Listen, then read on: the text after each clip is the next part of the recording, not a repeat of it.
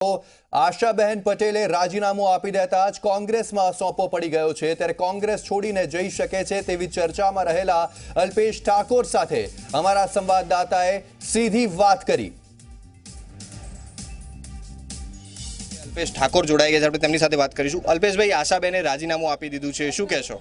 નહીં, જો આશાબેને રાજીનામું તમારા માધ્યમથી જ મને ખબર પડી છે, મેં ફોન પણ કર્યો, એમની જોડે વાત પણ થઈ મારે।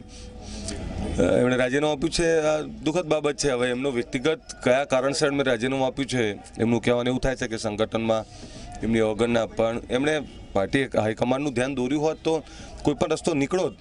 એટલે શું કારણો છે, એમનો વ્યક્તિગત નિર્ણય છે, એમાં વધારે ટીકા ટિપ્પણી ના કરી શકું। ચોક્કસથી પાર્ટી સાથે નારાજગીની વાતો સામે આવી રહી છે, અનેક ધારાસભ્યોની પાર્ટીની નારાજગી સામે આવી છે કોંગ્રેસમાં। વધુ એક ઝટકો લોકસભા પહેલા જે આ પડ્યો છે, શું કહેશો તે બાબતે? નહીં, જો લોકસભા ચૂંટણીને ખૂબ વાર છે, પરંતુ જ્યારે અમારા કોઈ આગેવાન, કોઈ કાર્યકર્તા કે કોઈ ધારાસભ્ય જેવા આ રીતે રાજીનામું આપતા હોય છે ત્યારે 100% અમને દુઃખ થાય।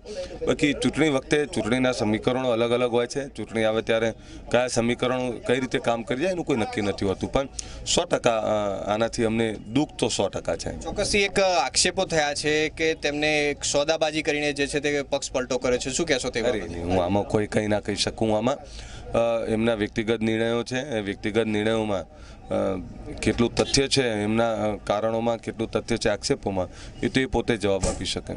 ચોક્કસથી બાયડના ધારાસભ્યને પણ નારાજગી જે છે સામે આવી હતી, આપે પણ સીએમને મળવા ગયા હતા, શા કારણથી મળ્યા હતા, શું? અને 182 કયા ધારાસભ્યો ચીફ મિનિસ્ટર સાહેબને નથી મળતા જ હોય છે। પ્રજાના કામથી અમારે મળવું પડતું હોય છે ને એના અલગ અલગ મૂલ્યાંકનો, અલગ અલગ અર્થઘટનો કરવાની જરૂર નથી। મુદ્દો એ છે કે અત્યારે આશાબેનની વાત છે તો આશાબેનની વાત કરીએ। આશાબેને જે કંઈ થયું છે એમાં હવે મારી પાર્ટી હાઈકમાન્ડને, મારા શેષ નેતાગીરી એ જ નિર્ણય કરશે અને એ જ જવાબ આપશે, હું વધારે જવાબ ના આપી શકું। ચોક્કસથી આ પાર્ટી આશાબેનને મનાવવાનો પ્રયાસ કરશે? હા, પાર્ટી અમારું હાઈકમાન્ડ નક્કી કરશે અને હાઈકમાન્ડ 100% મનાવવાનો પ્રયત્ન તો કરશે જ। ચોક્કસથી આ હતા અલ્પેશ ઠાકોર જે કહી રહ્યા છે કે પાર્ટી જે છે તે આશાબેનને મનાવવાનો પ્રયત્ન કરશે। ક્યાંક ને ક્યાંક ચોક્કસથી તેમ પણ કહી રહ્યા છે કે આશાબેનના જવાથી પાર્ટીને એક મોટી ખોટ પડે તેવું પણ સ્પષ્ટપણે જણાઈ રહ્યું છે। તેજસ દવે, ઝી મીડિયા, મહેસાણા।